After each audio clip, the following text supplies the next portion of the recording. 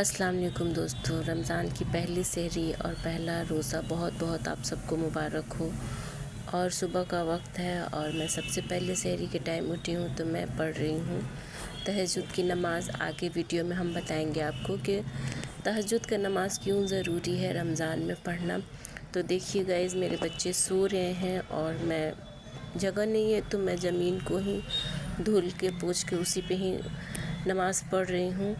और देखिए मेरा नमाज़ हो गया और यहाँ मैं आ गई हूँ सहरी के लिए।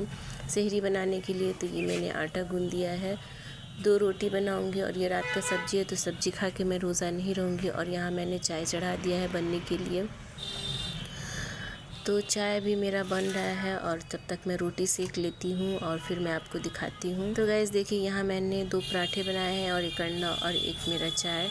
और जब से मैं रोज़ा रहती हूँ बचपन से अब तक मेरा यही रूटीन रहता है, यही खा के मैं रोज़ा हमेशा रहती हूँ। Hey guys, very good morning, welcome back our new vlog. तो गाइज़ कैसे हैं आप सब? उम्मीद करते हैं आप सब बहुत अच्छे होंगे। और गाइज़ आप सबको पहला रमज़ान बहुत बहुत मुबारक। तो गाइज़ आज है फर्स्ट रमज़ान और फर्स्ट रमज़ान का फर्स्ट सुबह है।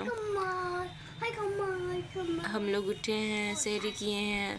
सबसे पहले तो हम तहज्जुद पढ़े हैं, उसके बाद हम सहरी किए हैं, फिर उसके बाद से हम झाड़ू लगाए हैं, घर की साफ़ सफाई किए हैं। उसके बाद अज़ान हुआ है तो हम नमाज़ पढ़े, नमाज़ पढ़ने के बाद हम सो गए हैं।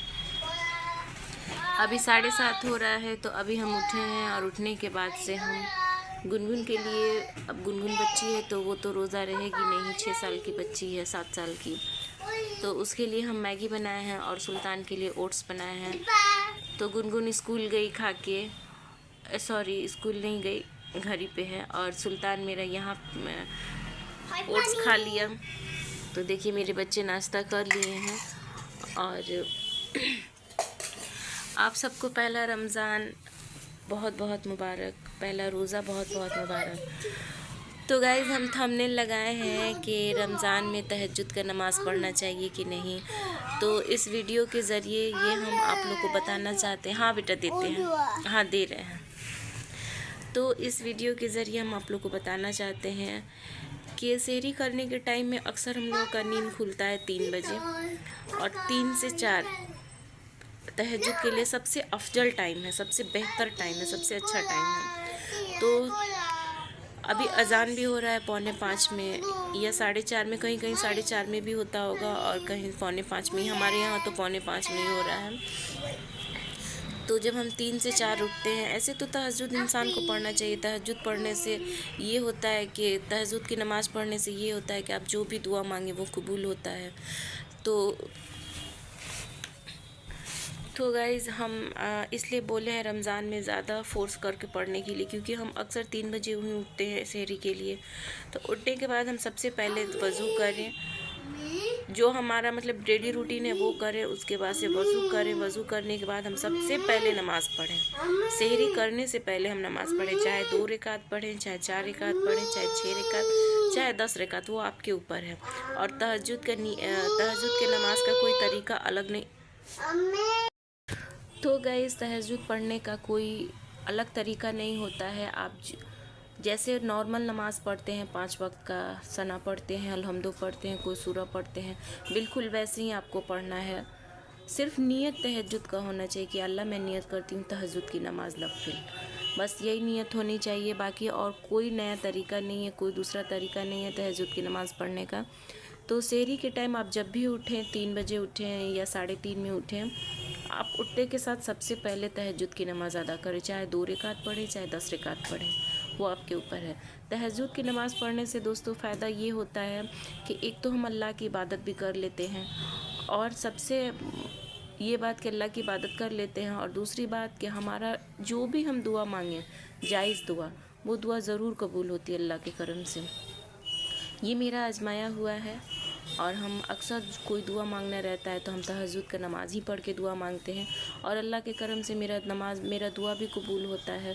तो आप लोगों से गुजारिश है कि आप जब भी उठें सहरी के लिए तो आप तहज्जुद का नमाज़ अदा कर लें।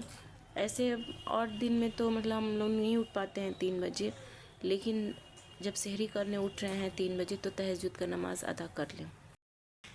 Hey guys, very good afternoon. कैसे हैं आप सब? उम्मीद करते हैं आप सब बहुत अच्छे होंगे। और गाइस, जैसा कि आप लोगों ने देखा कि मैं सहरी के टाइम जगी थी और मैं रोज़ा हूँ।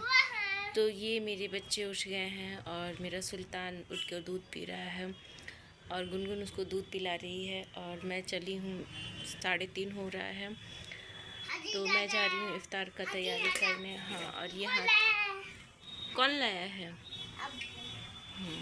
वो दिखा रहा है कि ये इसके बड़े अब्बू लेकर दिए हैं इसे, मतलब इसको लेकर ही गए थे शिवरात्रि के मेले पे। तो ये दिखा रहा है कि देखिए बड़े अब्बू लेके आए हैं। तो गाइज़, हम दिखाते हैं आपको, हम इफ्तारी का तैयारी कर रहे हैं। तो गाइज़ देखिए, यहाँ पे हम ले लिए हैं चना हम भिगोए थे रात में, सुबह में उठे थे फजर के टाइम तो हम भिगो दिए हैं। और ये हम प्याज कटिंग कर लिए हैं। और ये रहा मेरा मिर्चा। और ज़्यादा हम इसमें मिर्च मसाला नहीं डालेंगे क्योंकि दिन भर के रोज़ा रह के मिर्च मसाला ज़्यादा नहीं खाया जाता है। तो सिर्फ हरा मिर्चा और प्याज पे ही हम इस चने को बनाएंगे। तो चना हम वॉश करके रख लिए, तो हम धीरे धीरे इफ्तारी बनाएंगे और आप लोग को दिखाएंगे।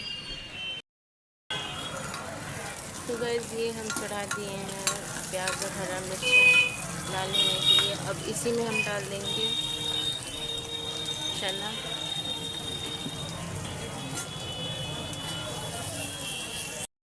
तो गाइस देखिए, हम इफ्तारी बना लिए हैं। और ये चिप्स है,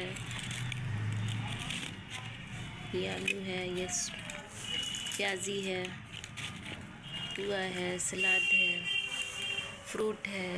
ये गुनगुन का इफ्तार है, सुल्तान मेरा खा रहा है। और अभी अज़ान नहीं हुआ है। ये रोटी है और पानी भी है, शरबत भी है। अभी अज़ान नहीं हुआ है, बस हम लोग बैठ के अज़ान का इंतज़ार कर रहे हैं। और मेरा सुल्तान शुरू हो गया है खाने के लिए। और गाइज़, हमारा इफ्तार बहुत कम है क्योंकि सुल्तान के डैडी हैं नहीं, तो इतना ही इफ्तार हम बनाए हैं जितना हम लोग खा लें। और ज़्यादा तामझाम हम नहीं किए हैं, सिंपल सा इफ्तार बनाए हैं। और ज़्यादातर हम अपने वीडियो में खाने का वीडियो नहीं डालते हैं, लेकिन रमज़ान है तो हम डाल रहे हैं।